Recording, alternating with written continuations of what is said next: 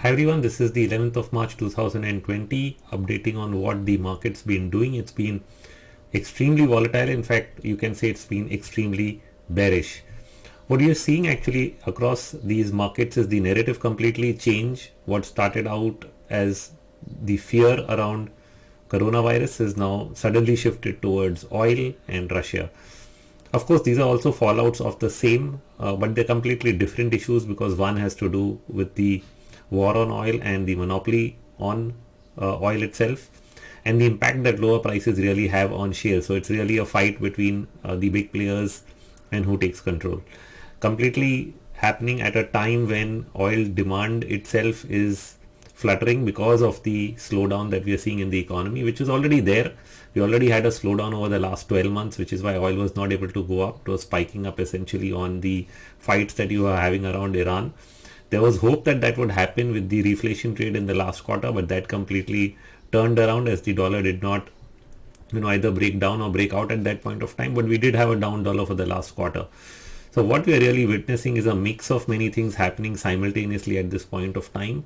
But the most important thing to see is where markets are, and what they've really done is I think all of them, or at least many of them, are beginning to look like five-wave declines from the highs that we've made recently. Whether you look at the Dow Jones Industrials Index, you can also look at a broader NYSE composite.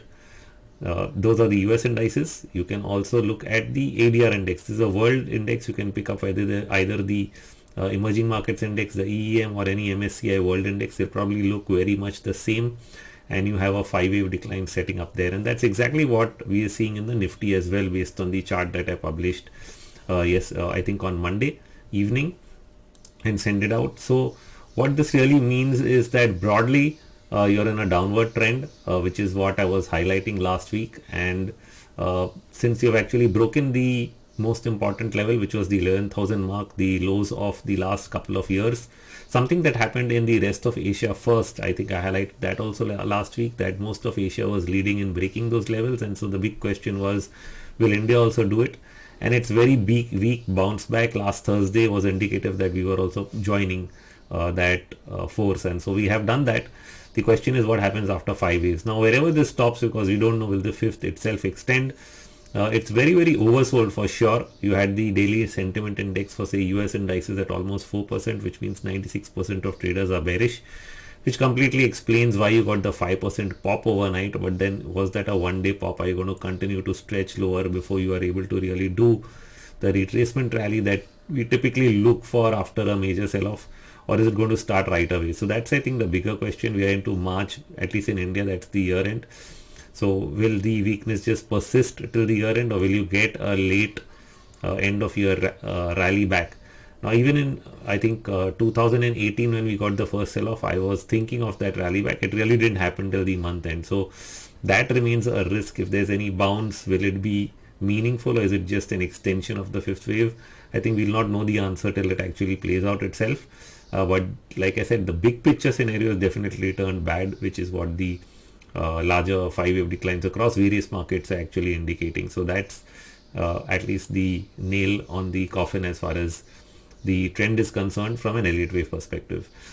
Now, one of the big factors that was driving probably the last bit of run-up for US indices, and maybe why we were holding up till January, was hopes that you'd get some kind of monetary and fiscal stimuli maybe for various of these markets. The US has been continuously doing its repo auctions and still doing that. It's still going out buying billions of dollars of credit. So the big reason of really US getting hit has been the coronavirus impact itself, which is now showing up in thousands of cases in both the US and significantly now again in Britain.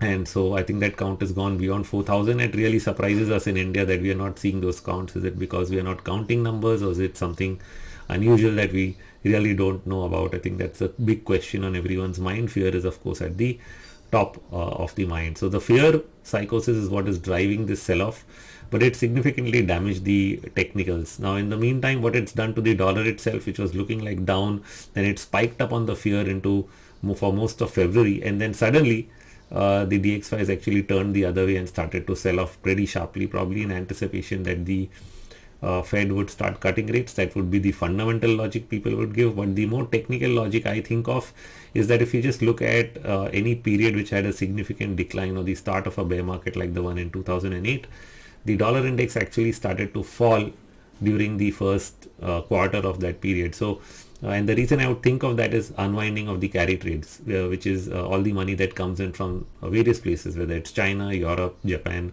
Europe and Japan have been the historical uh, places from where you had the carry trade funding, or you can say the risk of money, because a lot of people who found problems in these economies essentially allocated their capital to the US, and if they would be moving it back, it causes the dollar to actually sell off as these currencies actually get strong on the flow of capital.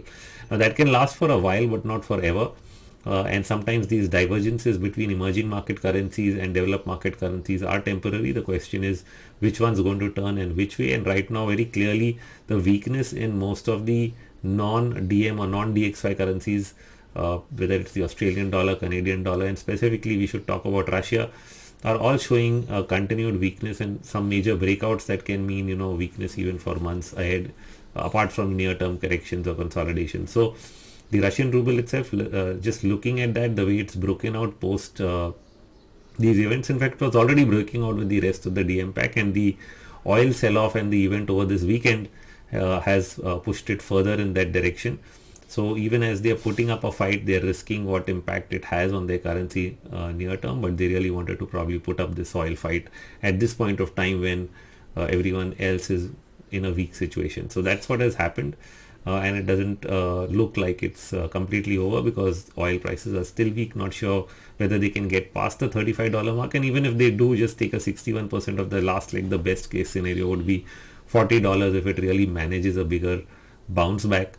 But the larger trend might still be down for oil, and the weakness or the impact that it would have on various markets will probably continue in the weeks or months ahead. So most probably we probably look at bounce backs and sell-offs going on into the month end. At some point of time, this 5-wave decline results in a counter trend bounce is what we would look for. But what we do have is an oversold condition with some kind of positive divergences on the daily charts beginning to develop, and so early warnings of a possible low, but we really need more evidence of that. It's going to be hard to pick on, given that, like I said, the seasonality is that markets continue to peter out into the end of the month in March. Now at the same time, what you're also seeing is a big divergence, an intermarket divergence between the gold and silver market. Gold, while it's continued all the way to the 1700 mark last week, silver did not really accompany it. It had one big day sell-off, and by doing that, it's actually not been able to get past the high that it made in September. That's almost 6 months of a divergence, and that's not usually a good sign in the medium term. Short term, you sometimes hope that there'll be a catch-up, but that catch-up has really not happened. And this at a time when the positions on gold are at a record in terms of what the traders are holding. So the traders commitment of traders report shows the highest long position among speculators for gold in the gold futures, and that is too big a position to really ignore. So in that sense, if this is the fifth wave of the rally that we've seen in gold for the whole of last year, and this big intermarket divergence with silver, you'd really take a step back in terms of looking at the commodity, and maybe you're at the fag end of the fear trade as far as gold is concerned near term. So somewhere you're getting at the end of this fear trade. There may be other rounds, but there's room for things to cool off. Similarly, even the US bond market, which has been the other risk haven, all the risk off trade money essentially driving up the bond prices and down the yields, which is yields actually on the 10-year and most of the time series falling below the 1% mark is something that was completely crazy. So that too has seen sentiment run into the over the 90% level, almost 94% on Monday, which means most of the traders being bullish on bonds. So you have this extreme situation between equities and bonds, which can invert at some point of time. So I think the best part of that trade is of course behind us, and what we'll continue to watch for is when many of these trades reverse, whether it will be on the back of stimulative action, some announcements from the US, and hopes in India continue to fly on when the RBI is going to really open its mouth and do something. Whether it'll do it now or it'll wait for the next policy meet in April to really announce anything is the big question. They might just like to wait into the year and then do something later on, is what most people think, because they've really not been proactive at times like this to take action in the face of a crisis. Otherwise, what happens is that people start expecting them to do it every time. So they'll probably want to just sit back and do it at peace, not really creating the expectations of rate cuts every time there's a market panic. So that's all from me in this update this morning. Look forward to all of you who are really joining up the mentorship program at the end of the month. And if you have still not signed up, you can simply call the number that you're seeing on the page. You can get in touch with Chavan, and you can follow the link. I've shared it on most of social media to see the entire program details and know that what we are really covering. It's going to be at the end of April, which has 3 days as a holiday because of May 1st, and 3 working days that you have to put together. So you get a 6-day comprehensive residential session on Elliott Wave analysis, and it's a combination with most classical technical tools and how you find those high probability trade setups to really act upon. So that entire structure we'll discuss over there, and then we'll continue to follow it up with webinars and further training sessions so that you can improve and better what we really impart. So that's what you can look forward to, and I hope to see many of you out there. So that's all from me today. Thank you.